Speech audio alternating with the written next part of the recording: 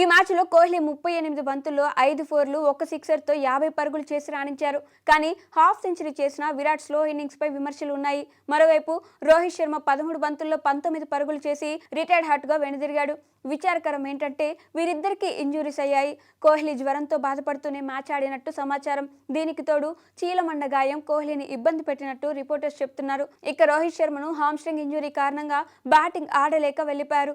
వీరిద్దరూ తమ తర్వాత మ్యాచ్ ఆడతారో లేదో అనుమానంగా మారింది. ఓవరాల్గా వీరి గాయాలు పక్కన పెడితే ఇద్దరి మధ్య ఒక మూమెంట్ ఫ్యాన్స్ కు సంతోషాన్ని ఇచ్చింది. ఈ మ్యాచ్లో వీరిద్దరి మధ్య ఒక సీన్ హైలైట్గా నిలిచింది. ఆర్సీబీ మొదట బ్యాటింగ్ చేసినప్పుడు ఇన్నింగ్స్ రెండో ఓవర్లో హార్దిక్ పాండ్యా తొలి బంతిని ఆఫ్ స్టంప్కు దూరంగా విసిరాడు. ఓపెనర్ సాల్ట్ కవర్స్ వైపు బంతిని బలంగా బాదాడు. దీంతో అక్కడే ఫీల్డింగ్ చేసిన రోహిత్ శర్మ చేతుల్లోకి బాల్ వేలింది. ఈ సమయంలో రోహిత్ రన్అట్ చేద్దామని ఊపులో కనిపించాడు.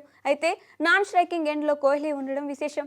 రన్అట్ అవసరం లేదని భావించిన రోహిత్ కోహ్లీ క్రీజ్లో ఉండగానే వికెట్లను కొడుతున్నట్టు ఫోజ్ ఇచ్చాడు. కోహ్లీ మాత్రం ఊరుకుంటాడా?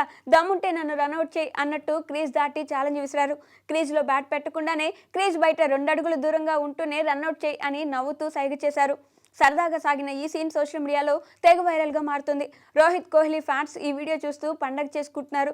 రోహిత్ కోహ్లీ కలిసి ఈ ఏడాది ప్రారంభంలో భారత జట్టుకు ఆడారు. మళ్ళీ వీరిద్దరూ ఇలా ఒకే మ్యాచ్లో కనిపించడం 4 నెలల్లో ఇదే తొలిసారి.